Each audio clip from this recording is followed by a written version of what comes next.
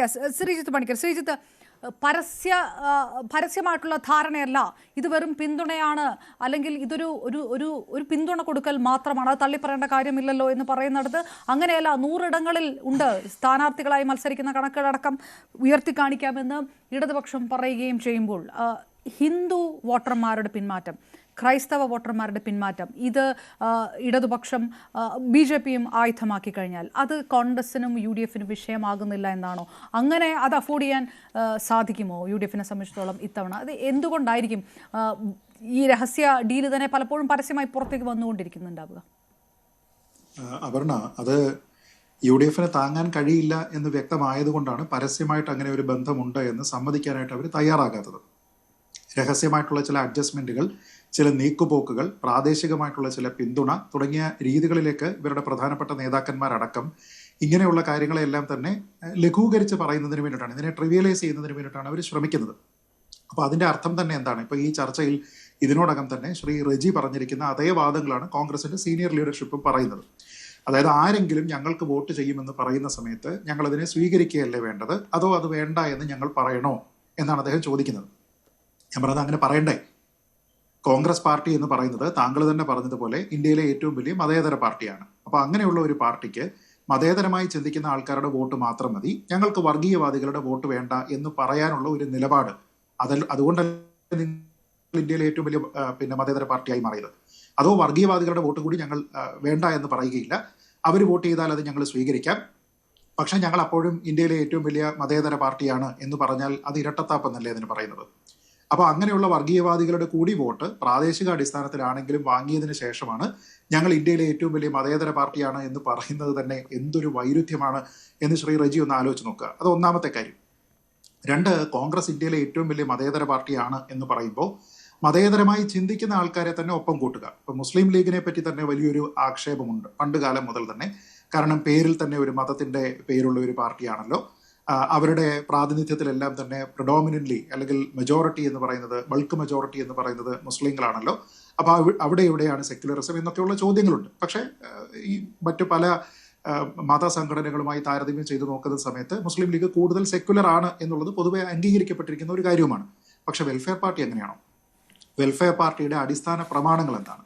മതരാഷ്ട്ര സ്ഥാപനം എന്നൊരു കാര്യം മുസ്ലിം ലീഗിനില്ല.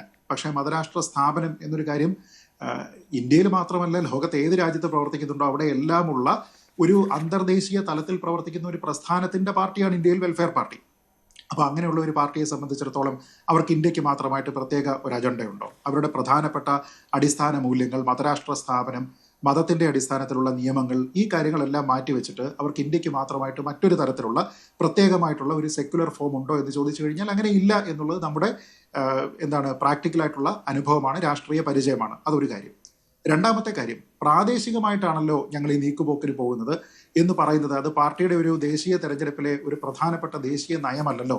പ്രാദേശികമായിട്ടാണല്ലോ എന്ന് പറയുന്നതിന്റെ യുക്തി എന്താണെന്ന് സത്യമായിട്ടും എനിക്ക് മനസ്സിലാകുന്നില്ല ശ്രീ റജി.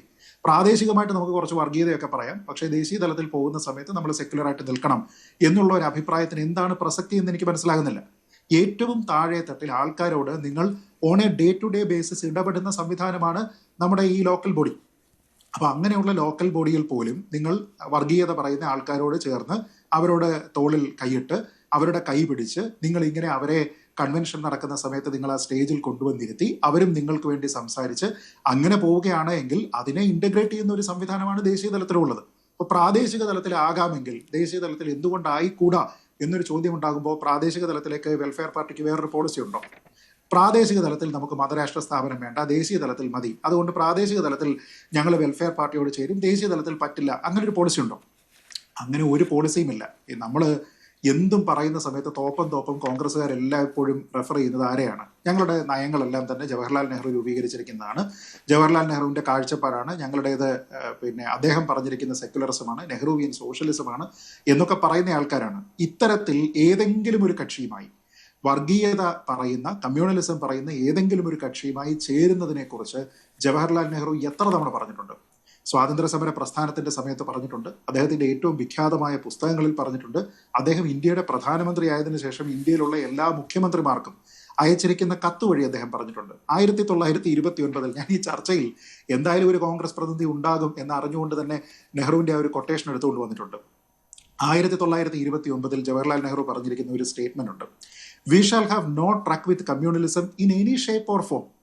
ഏത് ഷേപ്പിലാണെങ്കിലും ഏത് രൂപത്തിലാണെങ്കിലും കമ്മ്യൂണലിസം അഥവാ വർഗീയതയോട് നമ്മൾ ഒരു തരത്തിലും ഒരു കാലത്തും സന്ധി ചെയ്യില്ല എന്നുള്ളത് കോൺഗ്രസിന്റെ നിലപാടായിട്ട് അദ്ദേഹം പ്രഖ്യാപിക്കുകയാണ്. Any attempt to compromise with it is fatal to our future.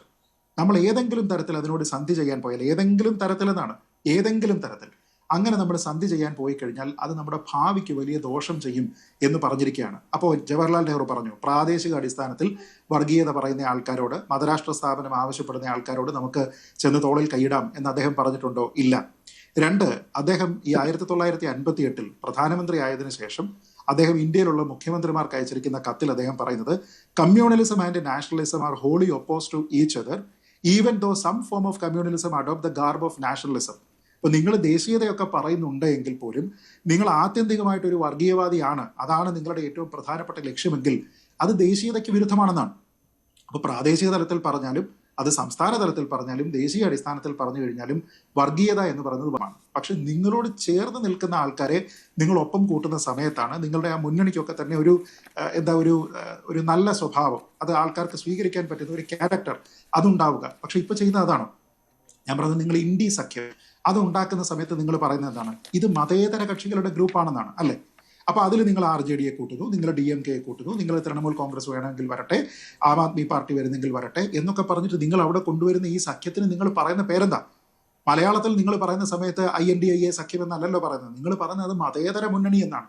അപ്പൊ നിങ്ങളുടെ ഏറ്റവും വലിയ അടിസ്ഥാന പ്രമാണം എന്ന് പറയുന്നത് മതേതരമാണ്. കാരണം നിങ്ങൾ പറയുന്നത് അനുസരിച്ച് BJP വർഗീയമാണ്. ഇപ്പൊ BJP വിരുദ്ധരായിട്ടുള്ള എല്ലാവരും നിൽക്കുന്നത് മതേതര ചേരിയിലാണ്.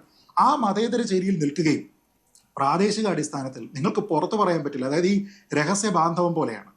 അങ്ങനെ നിങ്ങളുടെ ചാർച്ചക്കാരായിട്ടുള്ള ചില ആൾക്കാരോട് രഹസ്യ ബാന്ധവം കൂടാം, അതായത് ഞങ്ങൾ രാത്രിയിലുള്ള ബന്ധമാണ്, പക്ഷെ പകല് പരസ്യമായിട്ട് ഞങ്ങളത് പറയില്ല, പക്ഷെ പ്രാദേശിക തലത്തിൽ അതാകാം എന്ന് പറഞ്ഞാൽ അത് ഏതെങ്കിലും തരത്തിൽ നെറിയുള്ള രാഷ്ട്രീയം. അല്ല ശ്രീത, ഇതിനകത്ത് ലീഗ് എടുക്കുന്ന നിലപാട്, കോൺഗ്രസിന് ലീഗിന് അപ്പുറത്തേക്ക് ഇനി എന്ത് പറയാൻ പറ്റുമെന്ന് നേരത്തെ ഡോക്ടർ B. ജയരാജ് ചോദിച്ച പോലെ ലീഗിനെ തന്നെ ഹൈജാക്ക് ചെയ്തിരിക്കുന്നു എന്നാണ് ഡോക്ടർ B. ജയരാജ് പറഞ്ഞത്. ലീഗ് ഇതിനകത്ത് നീക്കുപോക്കാകാം, പരസ്യമായി നീക്കുപോക്കാകാം, പ്രാദേശിക തലത്തിൽ നീക്കുപോക്കാകാം, മലപ്പുറത്ത് അതല്ലാതെ മുന്നോട്ട് കൊണ്ടുപോകാൻ കഴിയില്ല എന്ന് PMS എല്ലാം പലതവണ പറഞ്ഞിട്ടുണ്ട്.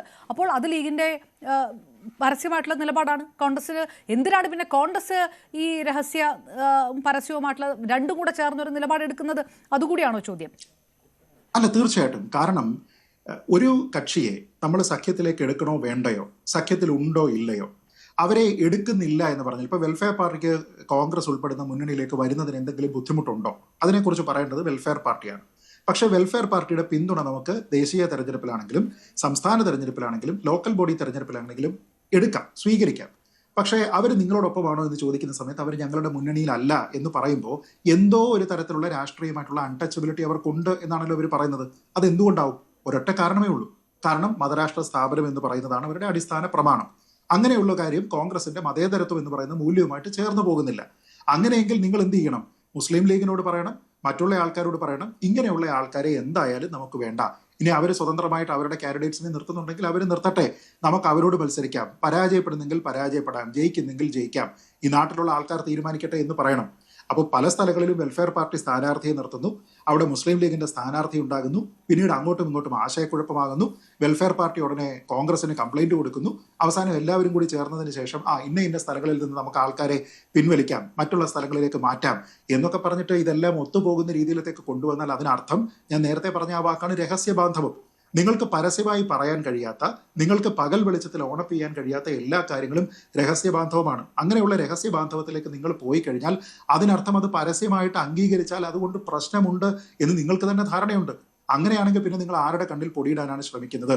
നിങ്ങളൊരു നിലപാടെടുത്താൽ ഇതൊരു പൊളിറ്റിക്കൽ നിലപാടല്ലേ, അല്ലാതെ ഇതിപ്പോ വേറെ ഏതെങ്കിലും രീതിയിൽ ഇപ്പോൾ മതരാഷ്ട്ര സ്ഥാപനത്തിന് വേണ്ടിയിട്ട് കോൺഗ്രസ് കുടപിടിക്കുന്നു എന്നൊന്നും അല്ലല്ലോ അതിനർത്ഥം. അപ്പൊ അങ്ങനെയാണെങ്കിൽ നിങ്ങൾ പരസ്യമായിട്ട് പറയണം, ഇന്നതാണ് ഞങ്ങളുടെ സംഭവം. ഞങ്ങൾ ഇപ്പൊ VD സതീശനെ പോലെ അല്ലെങ്കിൽ സണ്ണി ജോസഫിനെ പോലെ ഏറ്റവും പ്രധാനപ്പെട്ട നേതാക്കന്മാർ വരുന്ന സമയത്ത്, മാധ്യമങ്ങൾ ചോദിക്കുന്ന സമയത്ത് അതിന് മറുപടി പറയണം. ശരി, ഞങ്ങൾക്ക് വെൽഫെയർ പാർട്ടിയുമായിട്ട് ബന്ധമുണ്ട്, അവരിപ്പോൾ മതരാഷ്ട്ര സ്ഥാപനവുമായി ബന്ധപ്പെട്ട് അഭിപ്രായമുള്ള പാർട്ടിയല്ല, അവർ ഏറ്റവും വലിയ സെക്യുലർ പാർട്ടിയാണ് എന്ന് പറയണം. അത് പറയാൻ നിങ്ങൾക്ക് കഴിയില്ല. കാരണം നിങ്ങൾ പറഞ്ഞാലും ചിലപ്പോൾ അവർ സമ്മതിക്കണമെന്നില്ല.